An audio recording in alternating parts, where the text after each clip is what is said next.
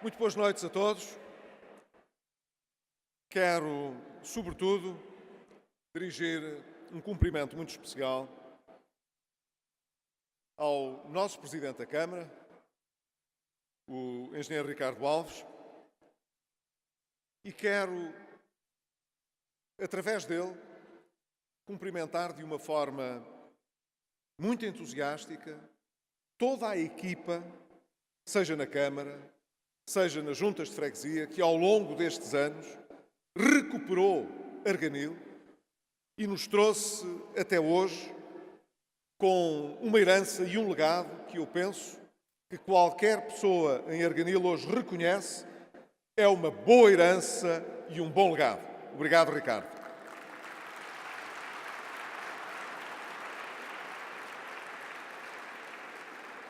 Mas quero, sobretudo, hoje, porque essa é a razão de ser de aqui estarmos todos, e eu também, de dirigir um cumprimento muito especial ao Luís Paulo Costa, que é o nosso candidato a Presidente da Câmara de Arganil, e todos temos uma enorme confiança de que será o próximo Presidente da Câmara de Arganil.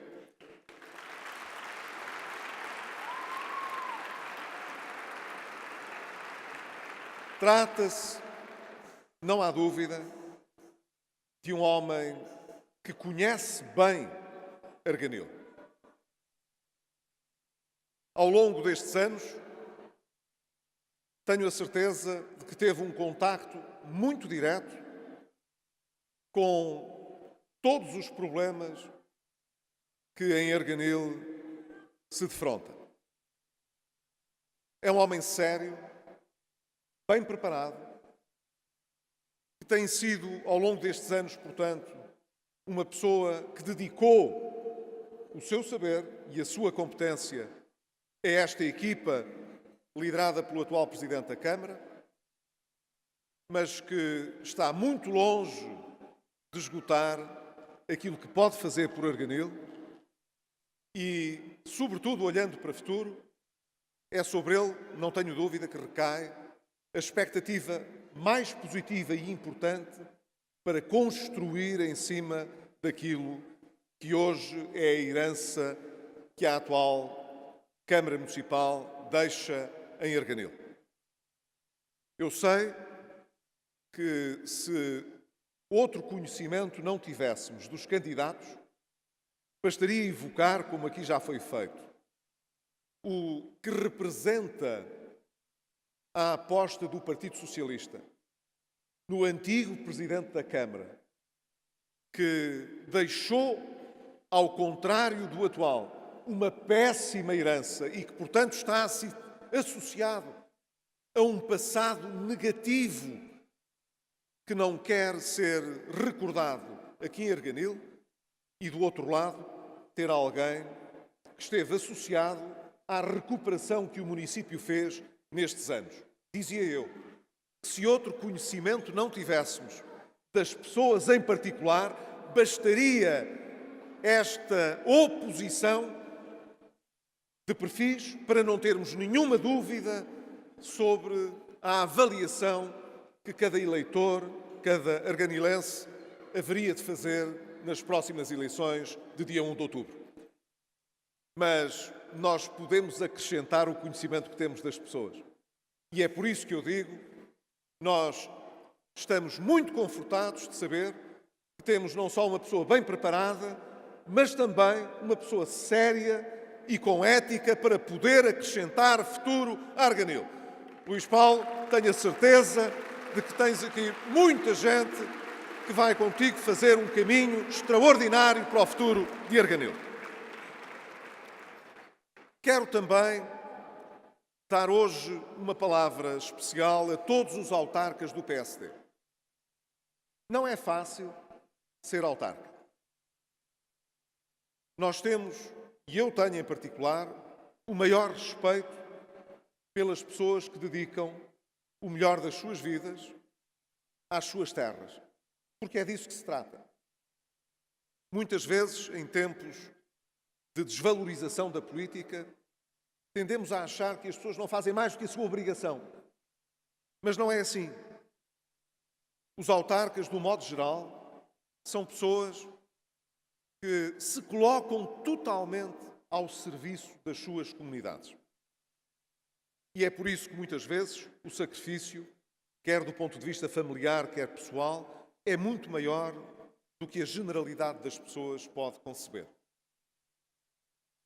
Nós chegamos hoje a um fim de ciclo de 12 anos para vários autarcas, nomeadamente de autarcas do PSD.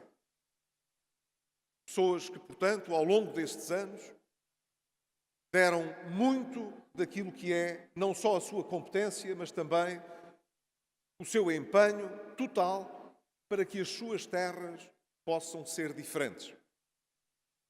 Ora, é uma obrigação de quem escolhe no plano partidário os candidatos ter a certeza de que estamos sempre a colocar os interesses das nossas populações à frente dos interesses partidários. A responsabilidade que uma comissão política de secção tem por isso é muito grande, bem como a distrital e, em última instância, a Comissão Política Nacional. E é grande porque nós temos sempre de fazer uma composição muito equilibrada daqueles que estão disponíveis para se dedicarem às suas terras e, ao mesmo tempo, podermos escolher os que têm melhores condições para prestar melhores serviços. Hoje, eu estou convencido que o PSD está à beira de poder cumprir esse exercício exigente de escolher os seus candidatos em todo o país e, com todas as decisões que já levamos, permitam-me que vos diga, estou muito confortado por saber que não só estamos a fechar um ciclo com autarcas de grande nível e categoria, que deixam do lado do PSD uma boa imagem nas populações e nas suas terras, mas que temos também belíssimos candidatos para defrontar as próximas eleições autárquicas. E, de um modo geral, candidatos que conseguem alargar o nosso espaço de influência política e que conseguem atrair mais do que aqueles que são os nossos militantes ou os nossos votantes tradicionais, mas que reconhecem a valia dos candidatos que nós escolhemos. Felicito, portanto, aqui também o Presidente da Comissão Política Conselhia do PSD, o Luís Almeida, por ter conseguido conduzir este processo de escolha, como muitos outros seus colegas em todo o país conseguiram conduzir, colocando os interesses das suas terras à frente dos interesses pessoais, que muitas vezes são tentadores nas comissões políticas.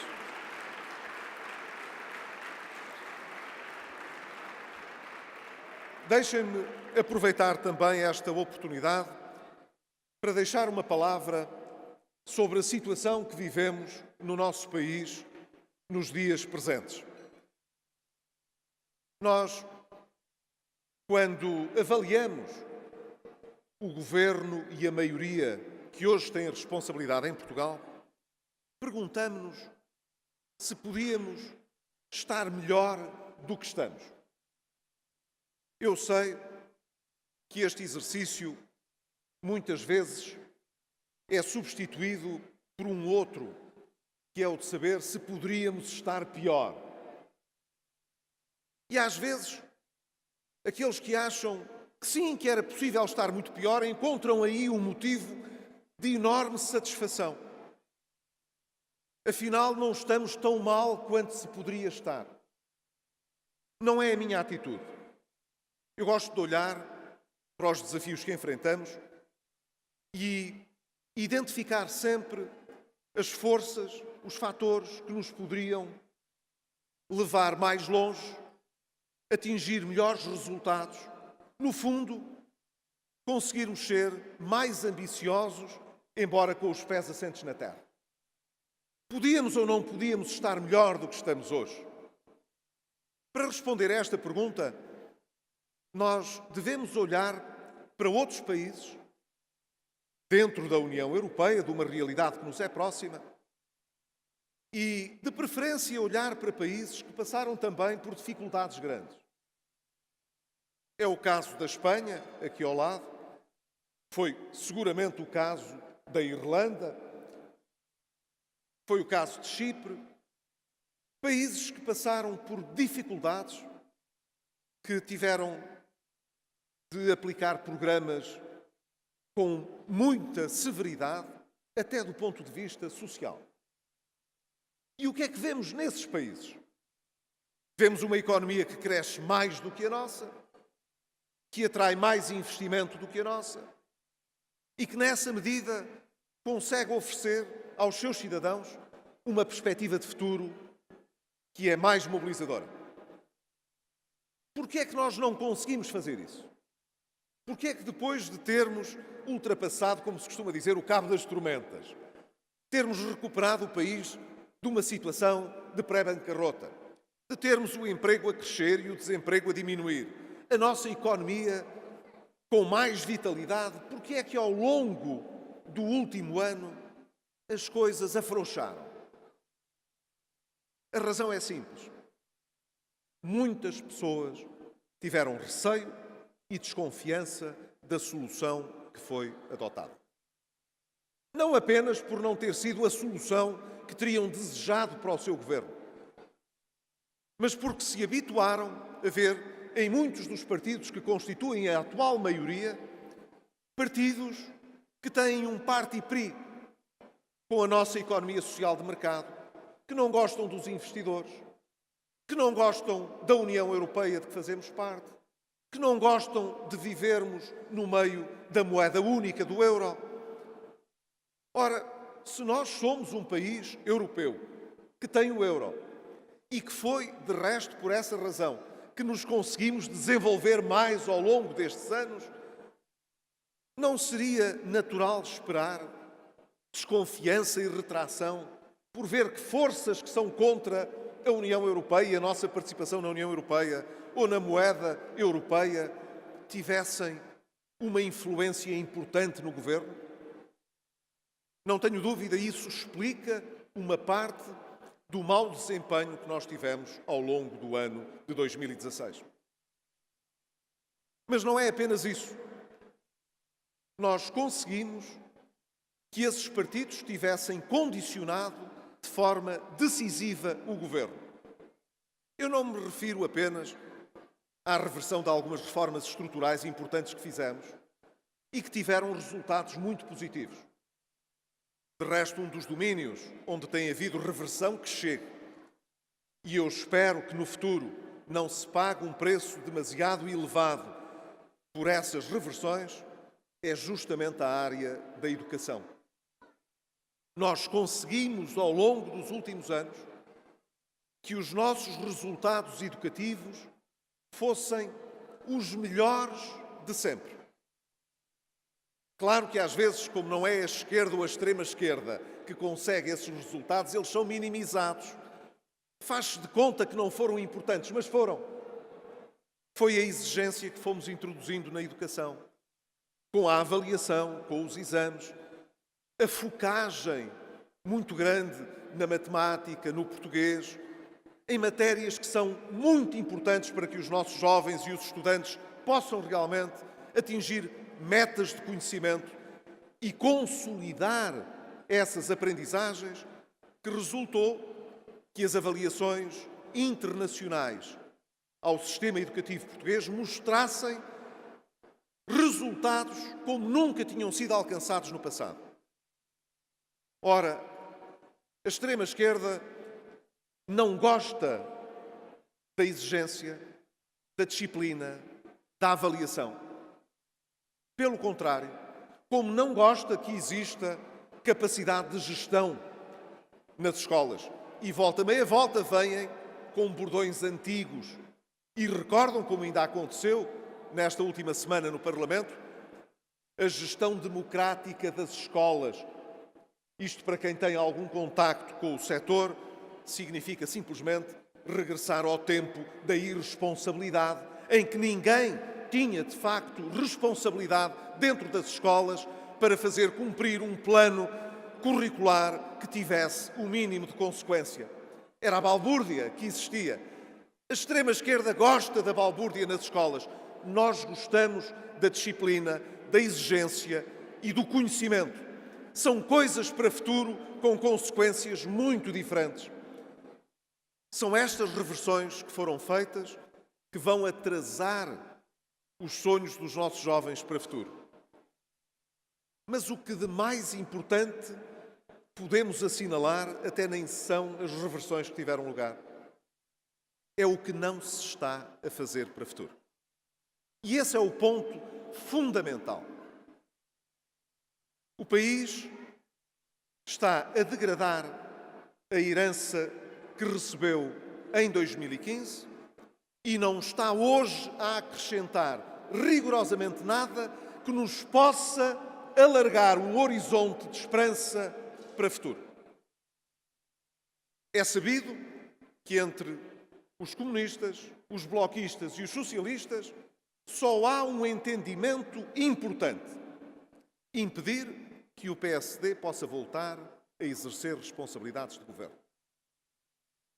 Mas não existe depois um entendimento importante para fazer reformas que projetem o país para o futuro. E isso é muito mau. Sabem, seja em Arganil, seja em qualquer outra parte do nosso país, quando nós ambicionamos alguma coisa e queremos construir um futuro mais ambicioso, ele só pode acontecer se nós tivermos muita força de vontade e se estivermos inteiramente disponíveis para fazer os esforços que forem necessários para ter mais do que temos hoje. Ora, o que temos hoje é um governo que se satisfaz em distribuir o que há, que vive para o presente de cada dia.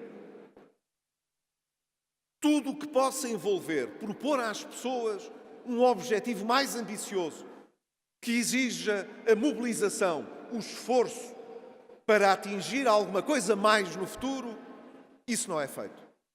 E não é feito porque o governo vive para o curto prazo, porque não tem na sua base nenhum entendimento, nenhuma força que permita que os partidos que apoiam o governo se possam entender em torno de um projeto de futuro que possa alargar o nosso horizonte.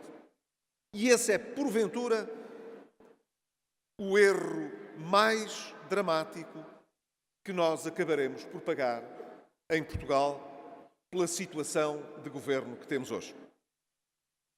A acrescer a tudo isto, à falta de ambição para o futuro, à falta de reformas que se possam projetar para o nosso futuro, é importante dizer que a cada dia que passa vivemos uma democracia mais limitada e ela própria menos ambiciosa.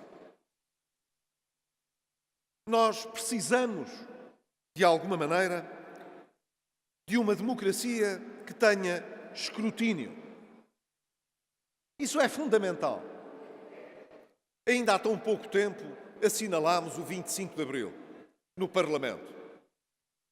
Ouvir todas as pessoas que acham que continuam a ser donas do espírito do 25 de Abril, a falar sobre o passado e, ao mesmo tempo, a esquecerem-se que a nossa democracia definha a cada dia que passa por termos uma prática política, não é apenas uma teoria política, é uma prática política que empobrece a democracia. Tenho, ao longo de todo o último ano, insistido muito na necessidade de podermos ter uma democracia assente numa sociedade civil forte. E só há uma sociedade civil forte com instituições independentes fortes. Não há forma dos socialistas, dos comunistas e dos bloquistas saberem conviver com entidades independentes, com uma sociedade civil que não lhes seja obediente, que não lhes vá comer à mão, que não tenha de ser concordante com o poder vigente. Ora, uma democracia precisa indiscutivelmente, como eu dizia, não apenas de escrutínio, mas também de pesos e contrapesos, de uma avaliação de práticas que sejam transparentes, do respeito pelas instituições que são independentes. Quando isso não acontece, é mais limitada a democracia em que vivemos. Ora, os portugueses sabem que podem sempre contar com o PSD para respeitar as instituições da sociedade civil, para ajudar a fortalecê-las, mas também para denunciar sempre que a praxis política coloca em causa a sociedade civil e, ao mesmo tempo, as suas instituições. Isso tem acontecido a propósito dos reguladores. Aconteceu, como tive oportunidade de denunciar ainda há pouco tempo, a propósito do Conselho de Finanças Públicas. Aconteceu no passado com a Unidade Técnica de Apoio Orçamental que existe na Assembleia da República. Todos aqueles que não fazem coro a elogiar a atual maioria ou o atual governo são fortemente atacados, desqualificados, seja no discurso político, seja com a ameaça da alteração da lei.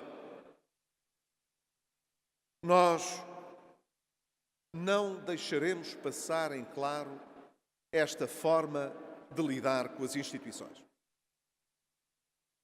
Nós não damos para este peditório da unanimidade ou do unanimismo que se pretende em volta da maioria e do governo. Não nos venham com as conversas melífluas dos consensos, de que afinal estamos todos de acordo. Não estamos. É bom que se diga para que toda a gente entenda muito bem.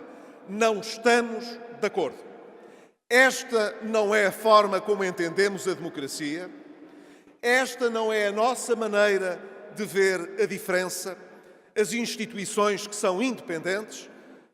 Nós não as submetemos à nossa vontade até que elas se contorçam a dar-nos aquela que é a nossa opinião. Nós respeitamos as instituições independentes porque sem elas não há um escrutínio sério, não pode haver uma avaliação adequada das políticas que são realizadas. E sabemos o que é que durante muitos anos a ausência deste tipo de avaliação e de escrutínio deu. Deu que Portugal se endividou demasiado e agora é tarde demais para evitar as dívidas que foram contraídas. Durante demasiados anos tiveram os governos práticas de desorçamentação para esconderem as dívidas que estavam a gerar. Já outra vez está a voltar esse processo na saúde, em que as dívidas vão crescendo, mas são varridas para baixo do tapete para que não se saiba o que se está a passar. Ora, nós não damos para esse peditório do unanimismo porque é preciso denunciar estas situações. E quando as denunciamos, o que acontece?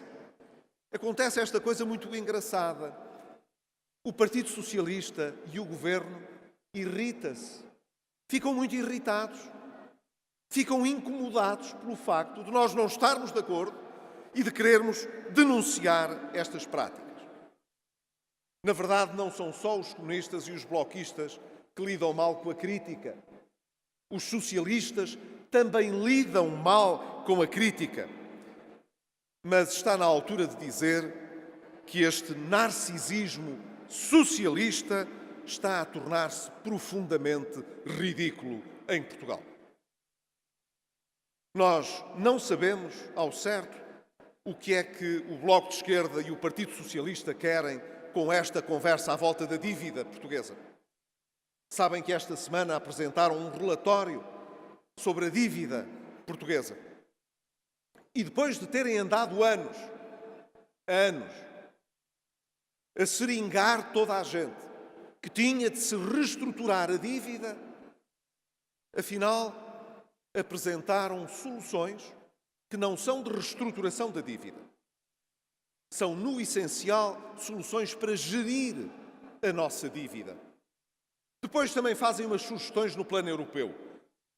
Gostariam, mas não vão fazer questão disso, gostariam que nos dessem aí mais 45 anos para pagar os empréstimos e, de preferência, com uma taxa de juros muito baixinha, 1%, que é, como quem diz, que os outros países europeus pagassem os juros dos nossos empréstimos.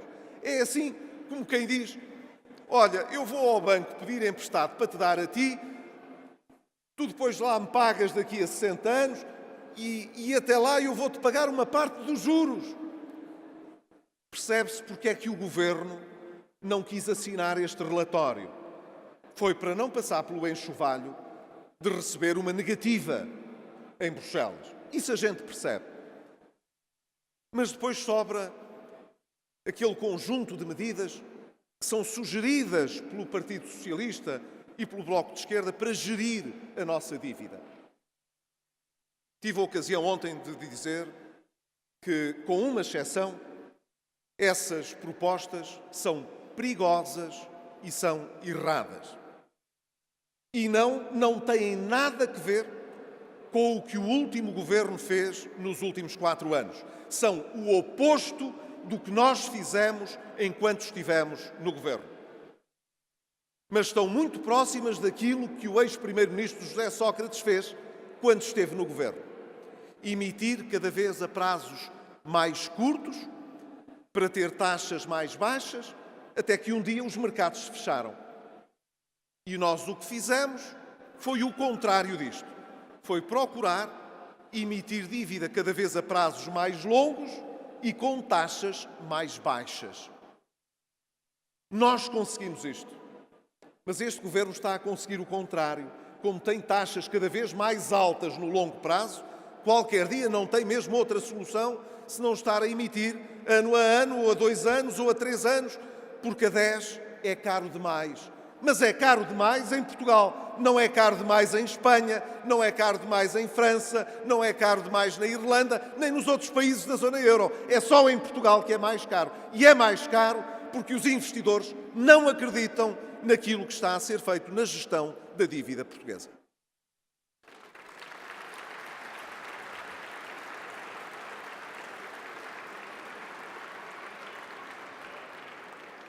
Não há, portanto, aqui também nenhum consenso. Eu fico muito satisfeito pelo Bloco de Esquerda e o Partido Socialista terem abdicado de defender a reestruturação da dívida. Que pena não nos terem poupado a essa maçada durante todos os anos em que nos andaram a seringar que era indispensável fazer a reestruturação da dívida. Mas, enfim, o passado já lá vai. Não os podemos aconselhar a não fazer aquilo que fizeram no passado, mas podemos dizer o seguinte para o futuro. É muito importante que aquilo que propõem não seja feito. Aquilo que de mais grave e perigoso o Partido Socialista e o Bloco de Esquerda propõem fazer é deitar a mão às reservas, ao dinheiro que está no Banco de Portugal, não para pagar as dívidas do país, mas para suportar o orçamento do Governo. E isso quero aqui dizer com todas as letras. Nós não contamos para a maioria que está no Parlamento. E se a maioria o entender por via de lei, pode até afrontar a independência do Banco de Portugal para nos próximos anos irem às reservas que lá estão, para rapar o fundo ao tacho e fazer de conta que vivemos muito bem enquanto andamos a aumentar os riscos e os perigos para o futuro. Mas que nós não nos calaremos com isto e denunciaremos esta atitude imprevidente, a isso podem contar connosco.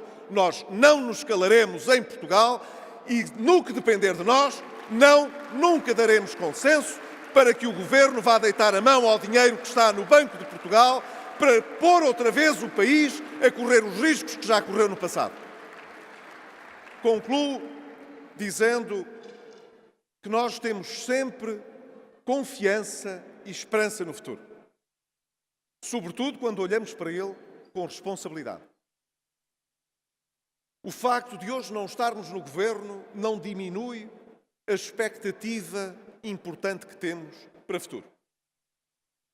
Disse-o durante a nossa campanha de 2015 e volto a dizê-lo hoje. Não há nenhuma razão para que Portugal não possa ser uma sociedade mais desenvolvida e um dos países mais competitivos na Europa. Isso só depende de nós. Mas, para acontecer, tem de haver um projeto mobilizador entre os portugueses que traga as reformas que são necessárias para que o país alcance esses resultados. Isso, infelizmente, eu creio que não acontecerá com este governo. Mas isso não quer dizer que não possa acontecer em Portugal, porque nós não somos daqueles que desertam das suas ideias, não somos aqueles que desertamos do país. Nós cá continuaremos a defender um país mais adulto, mais maduro, mais desenvolvido e que, por essa razão, possa trazer mais prosperidade às pessoas e não o regresso à política discricionária e dos privilégios que tivemos no passado. Tenho a certeza, Luís Paulo, que também farás muito por esta visão do país a partir de Erganil. Agora é a tua vez. Um abraço.